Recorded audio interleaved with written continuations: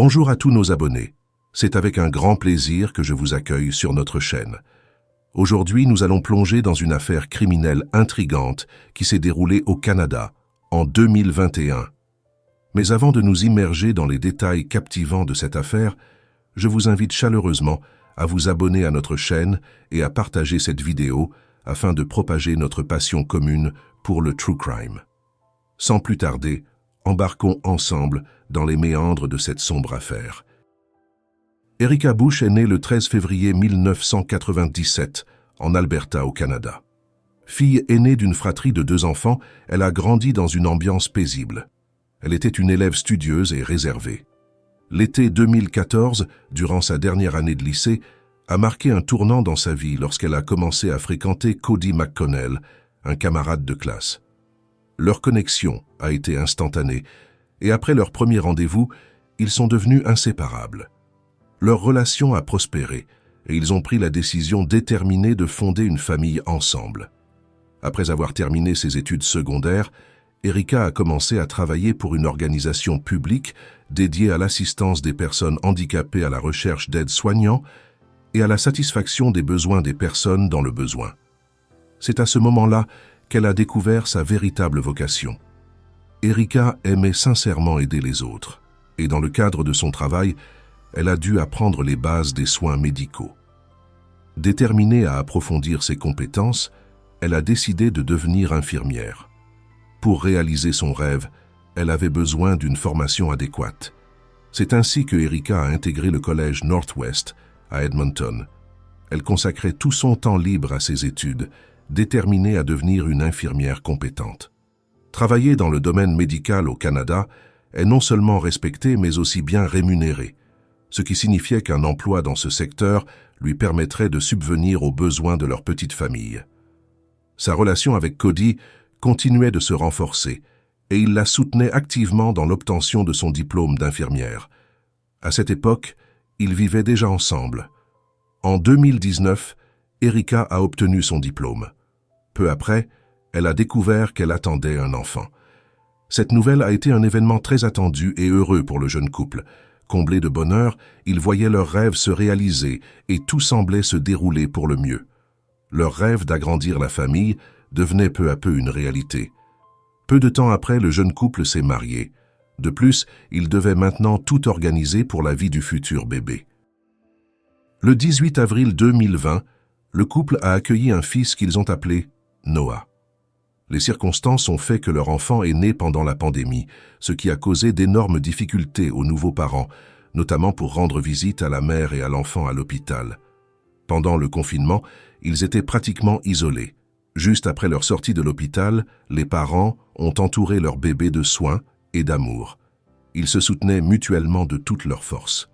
Une fois la période de confinement et toutes ses conséquences passées, Erika et Cody ont surmonté ces épreuves. À ce stade, le couple était ensemble depuis près de 7 années heureuses. Noah était un bébé très calme et adorable. Il pleurait rarement, et en général cela se terminait rapidement. Quelques mois après le retour de la mère et du fils de l'hôpital, de nouveaux problèmes ont commencé dans la famille. Cody rencontrait des difficultés au travail. Il se fatiguait rapidement, avait du mal à accomplir les tâches habituelles. La situation s'aggravait rapidement. C'est pourquoi, sur l'insistance de sa femme, il a décidé de se rendre à l'hôpital. Après les examens, il a été diagnostiqué que Cody souffrait de sclérose en plaques. Pour cette raison, il a perdu son emploi, ce qui a été un coup dur pour la famille, après la période de pandémie. La jeune famille s'est donc retrouvée dans une situation très difficile. Mais même dans cette situation, les jeunes amoureux se sont serrés les coudes. L'arrêt maladie du chef de famille a duré longtemps, mais toute cette période s'est déroulée avec soutien et compréhension. Le couple a fait de son mieux pour préserver son petit bonheur. Les conjoints travaillaient autant qu'ils le pouvaient et sollicitaient souvent le soutien de leurs parents pour subvenir aux besoins de la famille. Finalement, le traitement que Cody suivait contre sa maladie a porté ses fruits. Il a pu reprendre le travail. Le chef de famille a maintenant commencé à travailler dans l'installation de pipeline. Alors qu'il était auparavant au bureau, il devait désormais se déplacer dans tout le pays pour des installations. Cette nouvelle situation l'obligeait à voyager constamment, ce qui a profondément changé leur vie familiale. Pendant ce temps, Erika restait à la maison pour s'occuper de leur enfant et n'avait pas d'emploi permanent.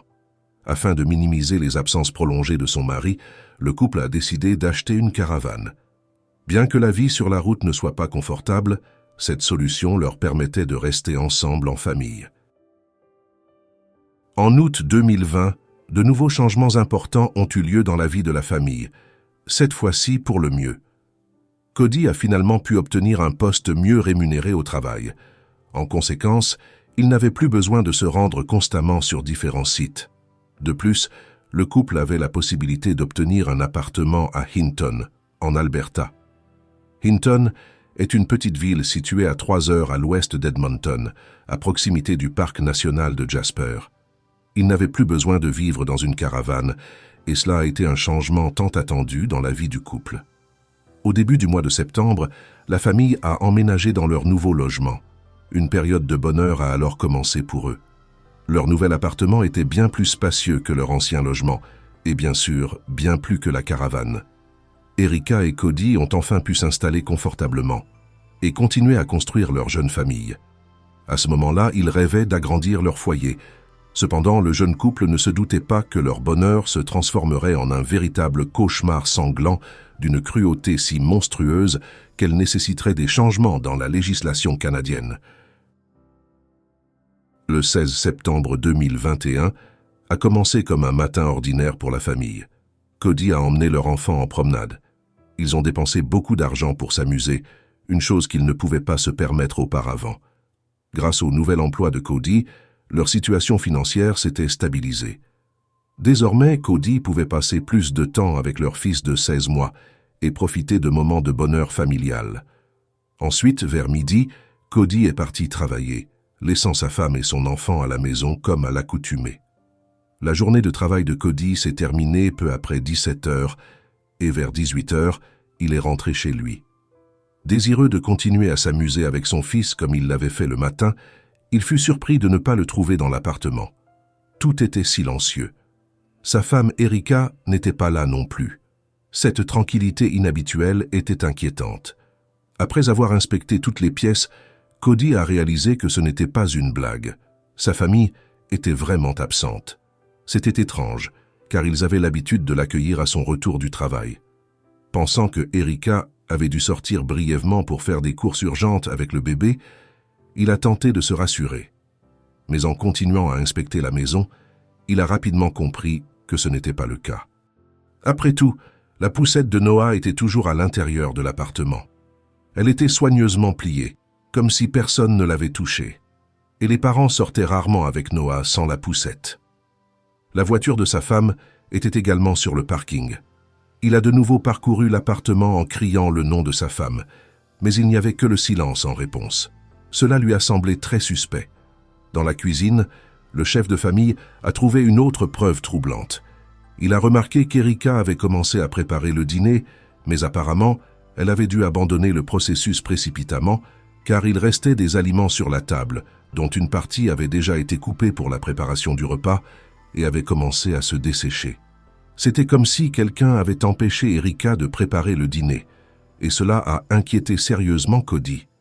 Il a essayé d'appeler sa femme, mais sans succès. Alors, l'homme a décidé de continuer les recherches par lui-même. Il ne voulait pas croire qu'il aurait pu se passer quelque chose de sinistre, alors il a décidé de courir dans tous les parcs voisins situés près de leur complexe résidentiel. Cody a supposé que sa femme et le bébé étaient peut-être sortis de la maison pour faire des courses sans la poussette.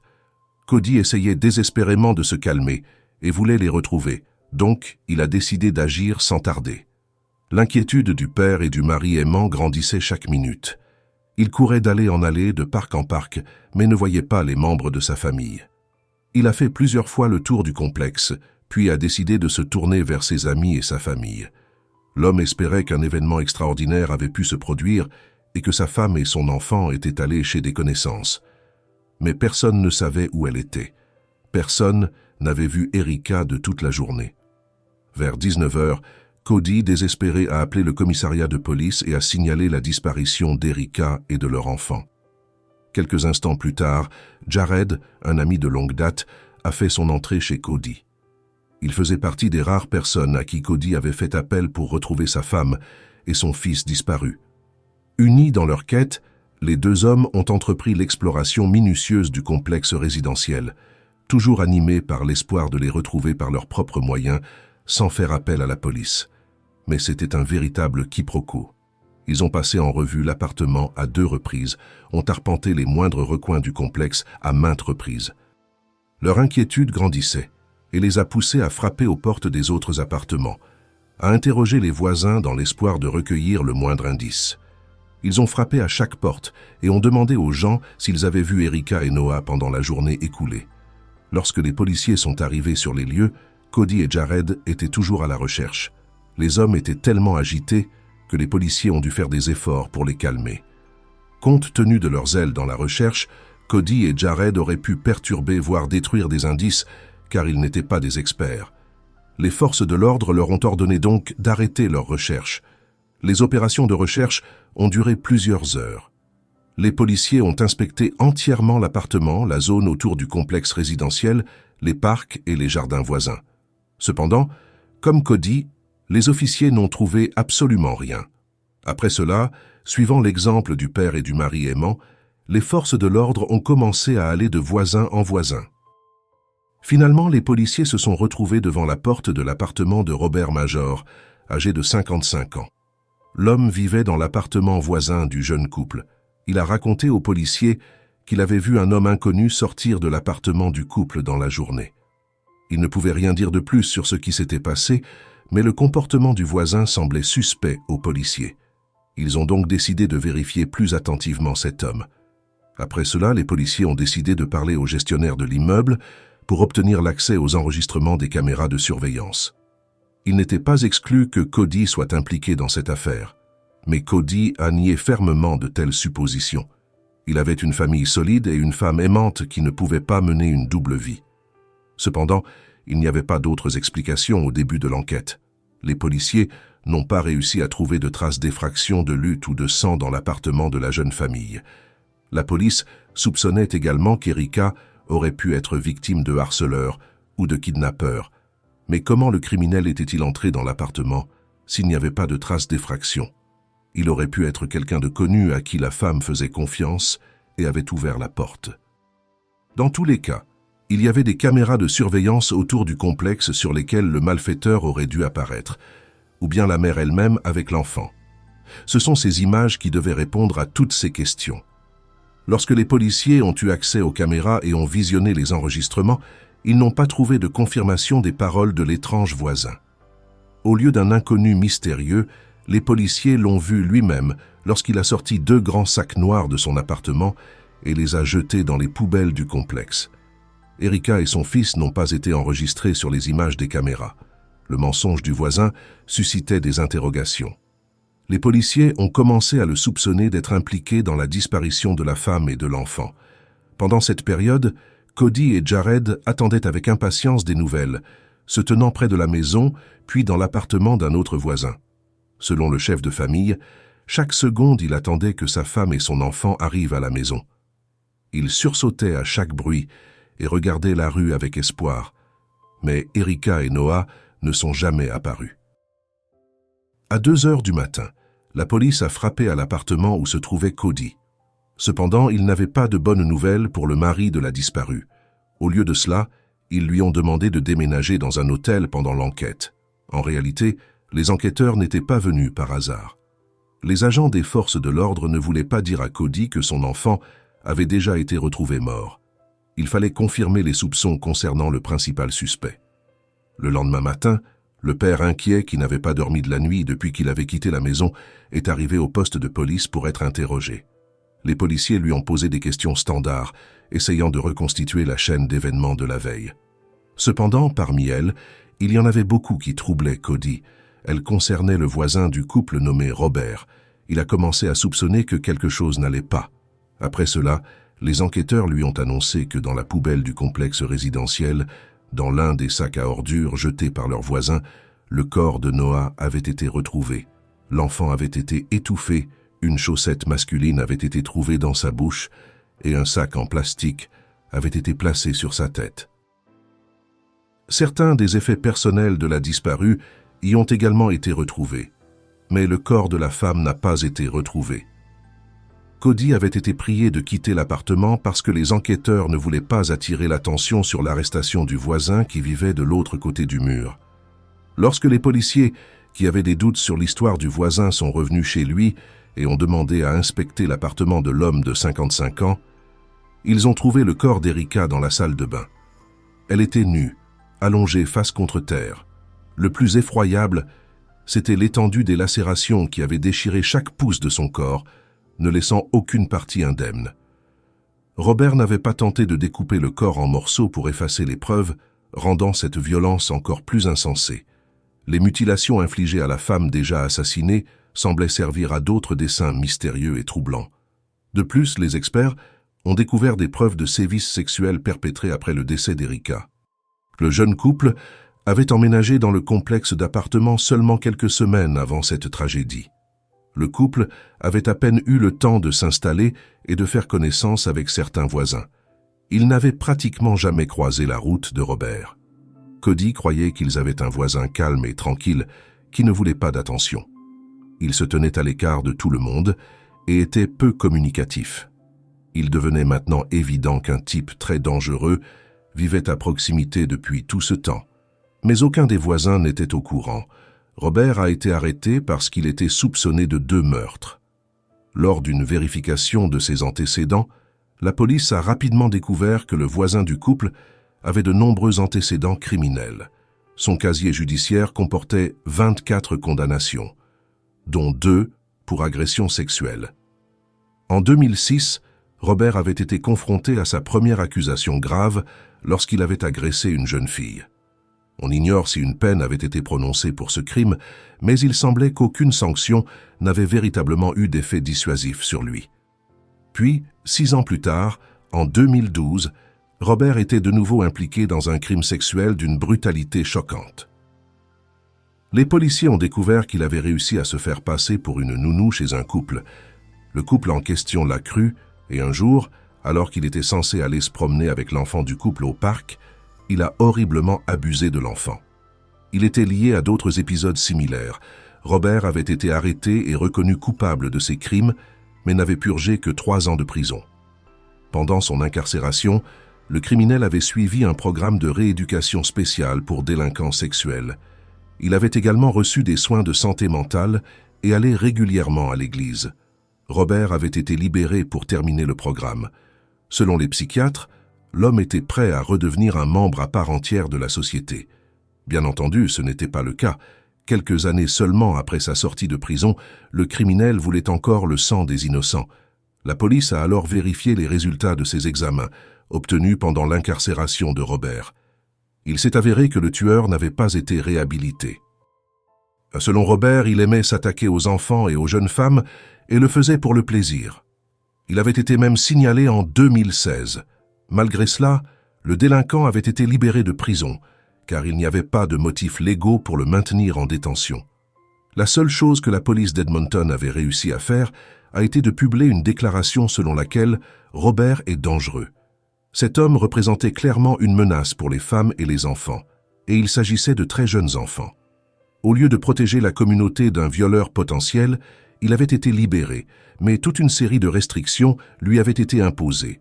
Il lui avait notamment été interdit de fréquenter des enfants et des femmes, ou de vivre près d'une école ou d'un parc.